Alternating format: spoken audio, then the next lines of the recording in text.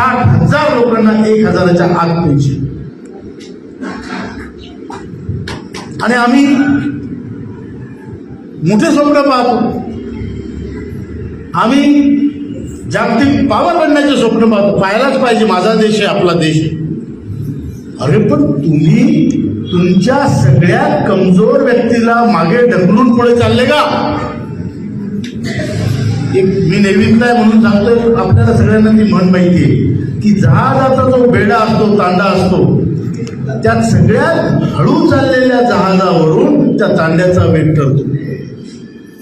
त्याचप्रमाणे आपल्यातला सगळ्यात मागे राहिलेला माणूस, त्याच्यावरून देशाची प्रगती होते.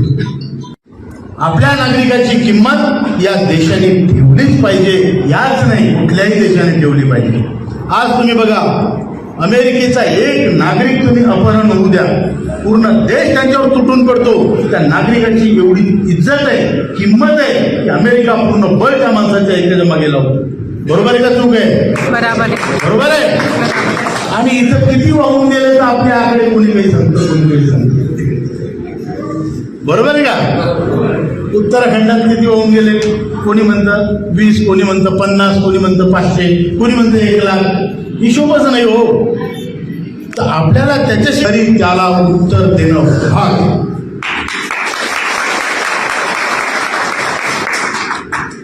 आपल्या लढाईला यश येण्याच्या फार दाट शक्यता आहे.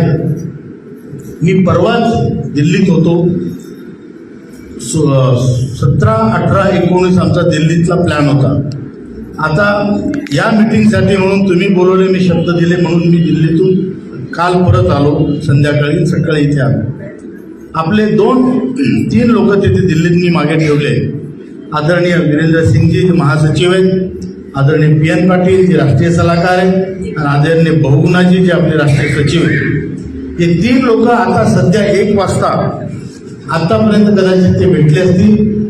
डॉक्टर जितेंद्र सिंग जे PMOचे राज्यमंत्री आहेत, त्यांनी त्यांना आता भेट दिली होती. या सगळ्या ज्या प्रयत्न चालू आहेत, हे प्रयत्न आपल्या लवकर यश मिळावं यासाठी.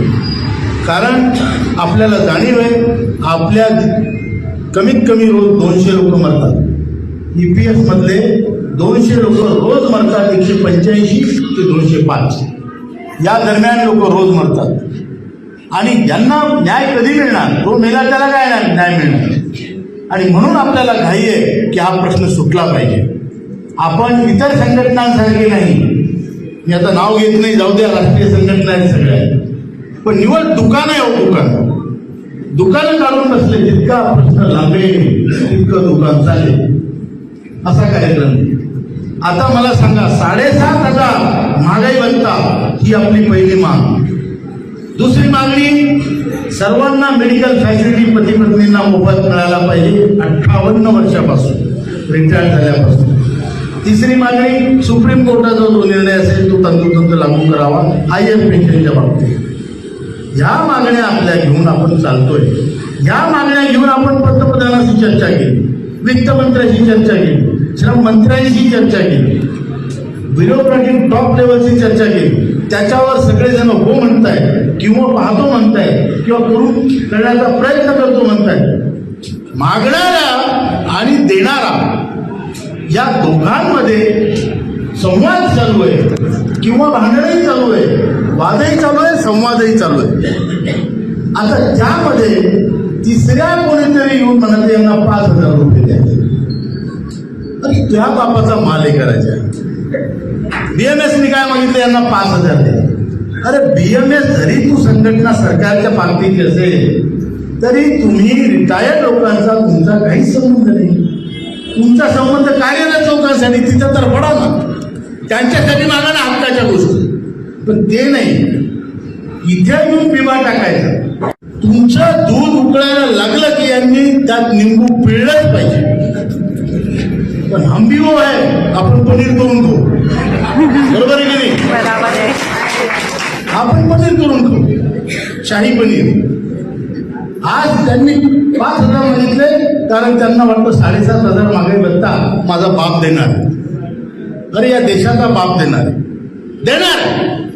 पण तू कशाला मध्ये येतो? तू कशाला म्हणतो यांना 5,000 रुपये द्या? बरोबर आहे का चूक आहे? बरोबर आहे की नाही? त्याचप्रमाणे ज्या डाव्या संघटना आहेत त्या म्हणतात हे जर झालं तर मग आपल्या मागं कोण